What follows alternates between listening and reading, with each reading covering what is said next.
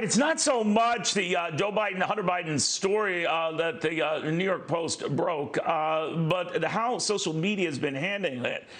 Doubtful about a lot of key points in that. So censoring, that's what the New York Post says, a story that is legitimate and would not be the case, let's say, if it was reported by the Washington Post and not the New York Post.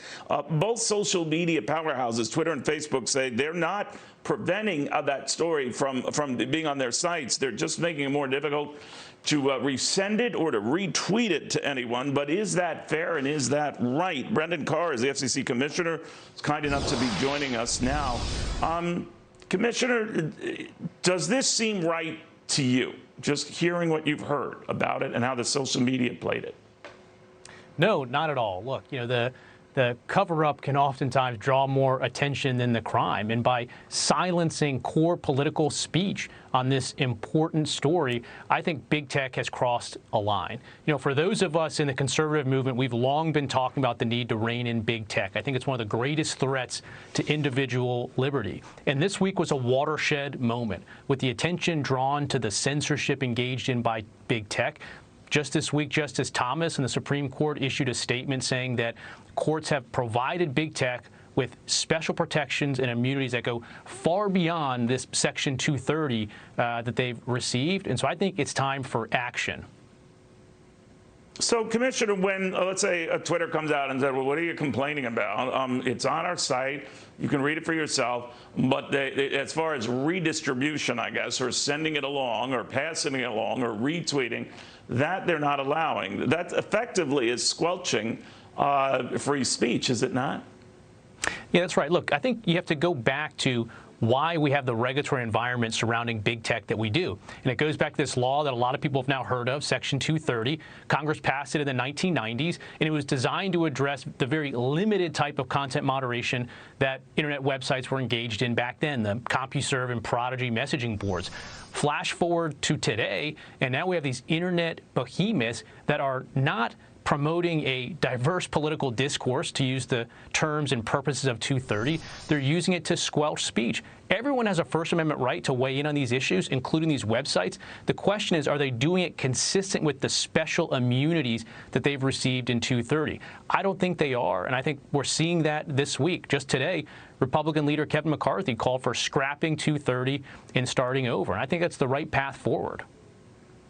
What if there are no arbiters in this? You know, we read what we want. We can conclude what we want. I understand that Twitter and Facebook were concerned about some sketchy parts to this story, including this computer store operator, you know, who got his hands on Hunter Biden's computer and then, you know, got a copy of some of the hard drive material off to Rudy Giuliani. This is some years ago. So I'm wondering, fine, but can't we as readers discern that and decide for ourselves whether that warrants this story being pulled, or decide for ourselves, beware when you read, be your own judge? Why is Facebook or Twitter putting itself in the role of deciding what makes sense or not? Can't we do that?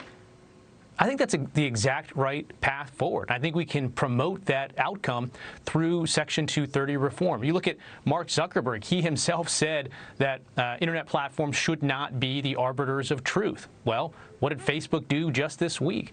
They stopped the spread of a story before their fact checkers could even decide whether it was true or not. There is no arbiter of truth that comes down like manna from heaven and make these decisions. That's why we should entrust people to make these decisions for themselves. And by reforming Section 230, we can put internet platforms to their actual statutory burden. If you're blocking, if you're taking it down, you need to do so in good faith.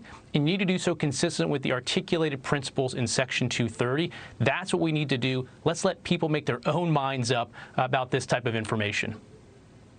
The fear is always raised on the left or the right, more it's a target for the right, because that's a lot of this has come down, Commissioner, but that when you are in the position of policing content and you stop policing content, then any and all crazy content gets through. Nefarious stuff, outright malicious stuff, wrong stuff, maybe illegal stuff.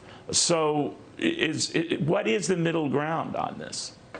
Yeah, we can move forward with reform that is going to continue to allow these websites to address that. In fact, 230 itself specifically talks about some of this objectionable content. There's really no debate about whether they should be able to take that down, even with 230 protections. But in the main, what we're talking about here is core political what's speech. Objectionable? See, what's objectionable, Commissioner? Because there's some things that are just blatant, pornography and that sort of things, outright violence and all that I get. But that, too, is a loose phrase, right? Yeah, there's some more specific terms in Section 230, but I think this is why the FCC could step in and provide some guidance about what qualifies as sufficiently objectionable to come down. If it's terrorist content, I think that stuff's an easy call. If it's core political speech, which is really what we're talking about here, I think we should let the people decide for themselves to make their own minds up about that type of content. Fair enough. Brendan Carr, very good catching up with you, the FCC Commissioner, on a very significant development here. Regardless of what you think of this New York Post story, whether it doesn't add up to you or not, the real story has become social media just all but taking it down or allowing you to pass it around. Isn't that your call?